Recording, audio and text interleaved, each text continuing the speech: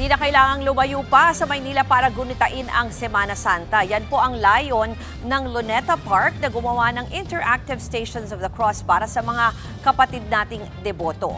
At live mula sa Maynila, may Express Report si Mobile Journal Ray Vicente. Ray, paano ba makakapunta o paano ba yan maa-access?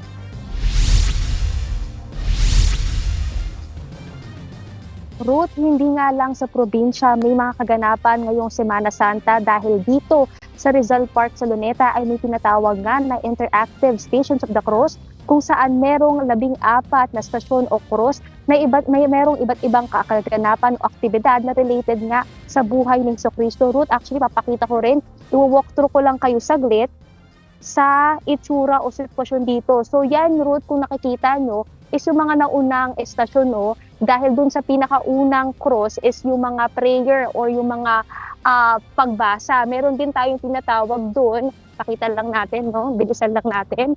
Ayan, kung saan makikita nyo, merong kneeler pad, kung saan may mga nabidyohan tayong iba nating kapatid kanina na lumuluhod para nga manalampalataya. Meron din tayo dito, Ruth, kung makikita nyo na ballot box, na pwede nyo pong ilagay dito yung mga prayers nyo na isinulatan nyo kanina doon sa unang estasyon.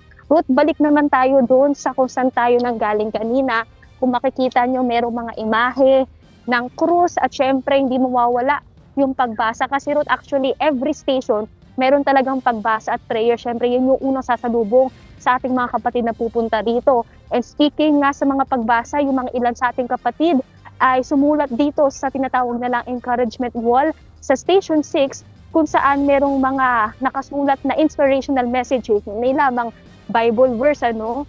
Dahil nga yan talaga yung nag-symbolize nga ngayong Semana Santa. Ruth, sa ngayon kasi ay andito tayo sa Kanlungan na Sining kung saan nga ito sa loob mismo ng Rizal Park. At ito na yung nga nabanggit ko kanina ang 14 na cross situations kung saan iba-iba ang aktibidad tungkol sa mga huling araw na buhay ni Kristo. Maliban sa mga nakapaskil na panalangin, matatagpuan din ang prayer kneeler na napakita ko kanina kung saan pwede lumuhod at manalangin ng ating mga kapatid.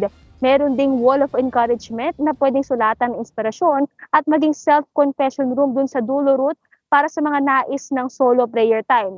Libreng-libre raw ang Stations of the Cross para sa publiko dahil ayon sa National Parks Development Committee, binuksan nila ito para sa mga nais manampalataya at madama ang presensya ng Semana Santa kahit pa nasa parke.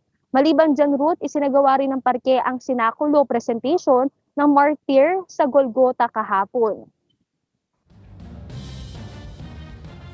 Ruth, maaari naman antabayanan ang Cinema in the Open Air ng Ann-Sanhedrin bukas ng alas 6 ng hapon. At bukas naman itong parke sa ngayong buong linggo ng Semana Santa mula alas 6 ng umaga hanggang alas 6 ng hapon, which yung pinakahuling araw, Ruth, ay sa Sunday, April 5, which is yung Easter Sunday, Ruth.